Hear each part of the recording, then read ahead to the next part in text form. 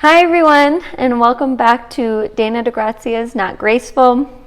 That's actually a pretty fitting title for this video. This might also be another long one, but thanks for watching last week's one. Thank you. But this topic is actually something that a lot of people experience, myself very much included, but people don't necessarily have like a name for it. And we spoke a little bit about it on the show. I talk about it a lot with sort of, my family and my siblings and stuff. And so I wanted to do a video about it because I also wanted to cover what it is and how to combat it and how I've been, going through combating it. So what we're covering today is something called imposter syndrome. A lot of people may know what that means, but essentially imposter syndrome it can be called imposter phenomenon, fraud syndrome, whatever, but essentially it's when you as a person have this overwhelming feeling that you're going to be outed as like a fraud, and it says that you also have doubts in your accomplishments. So it essentially says that you never feel like your accomplishments are enough, and that one day someone is going to out you for being, inauthentic, right?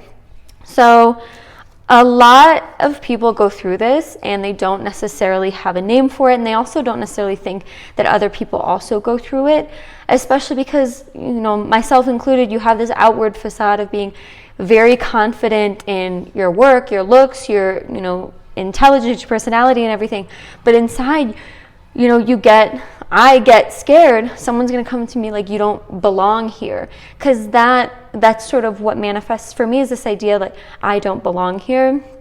And it's especially prevalent, obviously, in my field, but also for just the life that I've chosen, being white, not yet Kenyan, on TV, tattoos, Jewish, all of these things sort of culminate in this feeling sometimes where I feel like I shouldn't be doing what I am doing, and that what I have accomplished is not enough. And, especially because I've talked about it before, you compare yourself, or I compare myself rather, to other people my own age, to people who are younger than me, and sort of feel farther than, I feel at this point. But so I wanted to talk about this video because I feel like some of you who are watching it right now are like shaking your head like, yeah, I fucking feel like that a lot of the time. So I wanted to talk to you about some ways that you can combat that feeling and you can fight it off, because this is something different from a self-esteem issue. A self-esteem issue isn't necessarily always a comparison, and it's not always necessarily this idea that you're fake at what you're doing, you're a fraud at what you're doing. Self-esteem issue is more manifested not being good enough. Imposter syndrome isn't necessarily that I'm not good enough, it's more of I don't know what I'm doing and people know that I don't know what I'm doing. So I actually, fun fact, I've actually not necessarily studied, but I've been involved with sort of like a communications program and a leadership program and a self-expression program since I was like 12, for a long time. It's called Landmark Education. I actually completed the entire core curriculum, but it reminds me of some of the tips that I actually have here in my little notebook that I want to share with you. So if you have the time, please check out that organization, because they really changed my life and my entire family's language and ability to be with each other. So check that out. But the tips that I have here are things that I sort of refined and paraphrased from a Dr. Valerie Young, who is an expert in imposter syndrome. And she does talks about it. She does very extensive, coverage of what the syndrome is and sort of how to combat it. I wanted to compact it into a little video that is still going to be a bit long, but I definitely think it's worth watching. This might actually turn out to be my favorite video to do, because I'm really interested in this idea, because I feel like I am not alone. And that's actually the first step of overcoming imposter syndrome. Number one is acknowledge the fact, and acknowledge it vocally, that you feel like you don't know what you're doing. Acknowledge to other people like, wow, I'm kind of lost here. I just got here, I'm feeling kind of lost. And people will be like, you know what? We all feel like that. People at one point or another will always be like, I've felt that too. I've been feeling like this. I used to feel like this when, kind of thing. So know that it's not something that you're alone. And in that, what you want to do is not only acknowledge that you're feeling that way, but also acknowledge the idea that you are a human being who is allowed to say that and who's allowed to make those mistakes. Because a lot of people will focus on this idea that they'd rather strive for perfection. And what I've written here actually is positivity over perfection, perseverance over perfection. Because the likelihood of you being perfect at something from the beginning is slim to none. Even right now, my videos aren't perfect, my hosting isn't perfect, who I am is not a perfect person, but I, the same way as any other human being, am allowed to make those mistakes and I'm allowed to be imperfect. So remember that, and also remember it in your language with yourself, in your inner monologue. Change this language of, I don't know what I'm doing, to being like, I haven't figured this out yet, or I am going to research this more, I'm going to read more. This is something I enjoy. So change your language from this sort of like defamation of your character, of your own, being and who you are, to this idea of like, I'm figuring it out as I go along. That leads into what she actually had as being the final point, but I think it goes along with this. Not only do you change your language with yourself, but acknowledge your success. Acknowledge, the things that you've done, the good that you're doing, even if it's like a new career, even if it's something that you have just started out as a hobby. Acknowledge the small steps that you're doing. Acknowledge you're posting that video every day. Acknowledge that you're working out, this many times a week. Acknowledge those things as the successes that they are. And also, with the changing of the language and the acknowledging of your successes, be okay with the idea that winging it is fine. Like, a lot of people have this misconception that people who are good at things, people who are known for being great, don't wing it.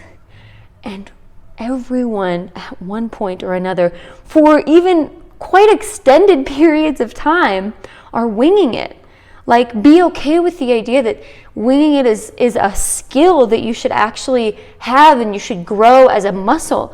Because the fact that you can think well under pressure and think well under like a time crunch is a skill that should be valued. People don't necessarily think of winging it as like thinking under pressure, but it genuinely is. Being able to present yourself in such a way where you're like faking it till you make it kind of thing, and you're still progressing, is an absolute skill that should be practiced, and it should be something that you grow as you're developing the skills that you're more confident in. I'm not saying that you should wing every single thing and avoid getting to know what you're doing, but what I am saying is as you get to know what you're doing, it's okay to be working through the sequences. That's not something that people who are highly successful never do.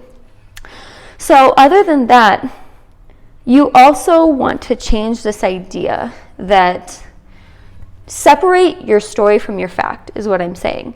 Separate this idea that I am stupid actually is a fact, because saying I've done something stupid or I've made a mistake doesn't mean I am stupid or, I am a mistake, I am an idiot or something. There's a very big difference.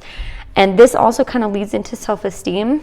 There's a huge difference in a being and an am. Who you are is not stupid when you make a mistake. That's such a concrete thing. And the thing is, it's the same way when you're arguing with someone. When you're arguing with yourself on whether or not you're stupid, saying I am stupid has nowhere to go. It has no value and there's no way forward because you've already made a definitive fact. Like, water's wet, sky is blue, rocks are hard, I'm stupid. There's nowhere to move forward and transform from there.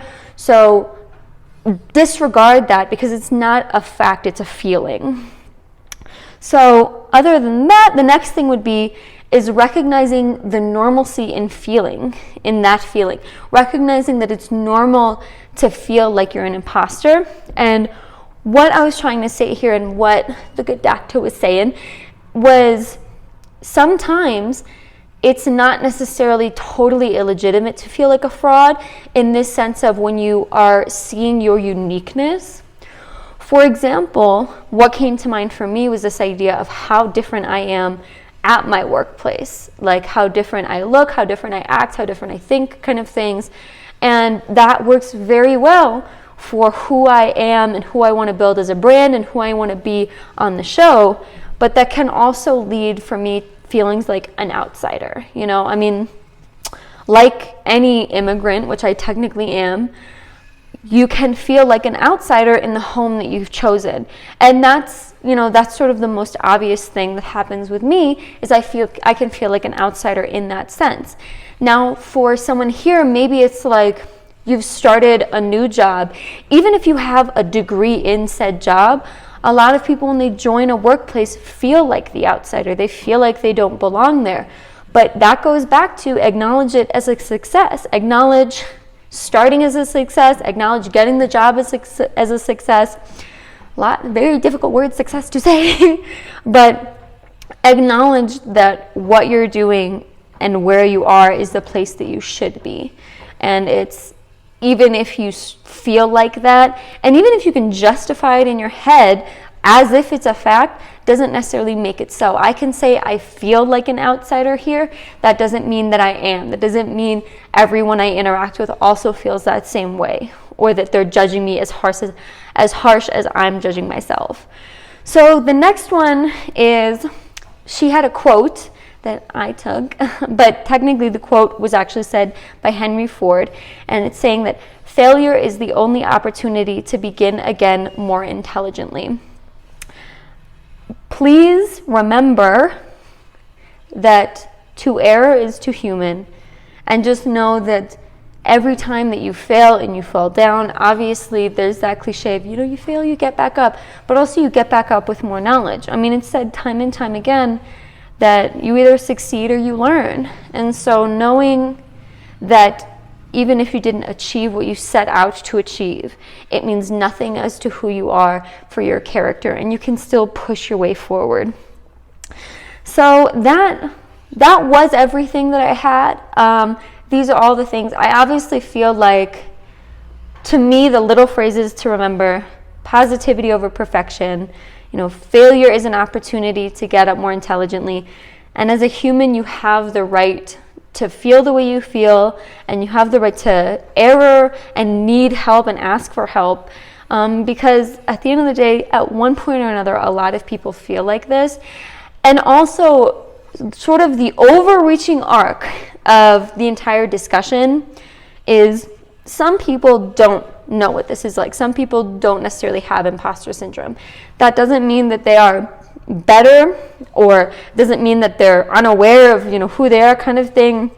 All it means is the people who don't experience imposter syndrome don't think like imposters. So if you are experiencing this, it just means that you're thinking like an imposter. And it means that that's something that you can control and get over, and sort of train your mind out of thinking that way. And you start to think like the confident person that you are. You think like the person who's meant to be there. So just keep that in mind. Keep telling yourself, I'm meant to be here. This is the life I'm meant to have, and this is the path I'm meant to be on. And you can continue forward with that, instead of looking at someone else's path and thinking that you should be there, or that you should be, you know, better off or worse off, because that's not the case. That's not the case. You're not an imposter. You're not a fraud. Remember that. Take it to heart. Look up Dr. Valerie Young if you want a more extensive conversation about the imposter syndrome. And obviously leave a comment if you have any questions. And have an absolutely amazing day. See you next time.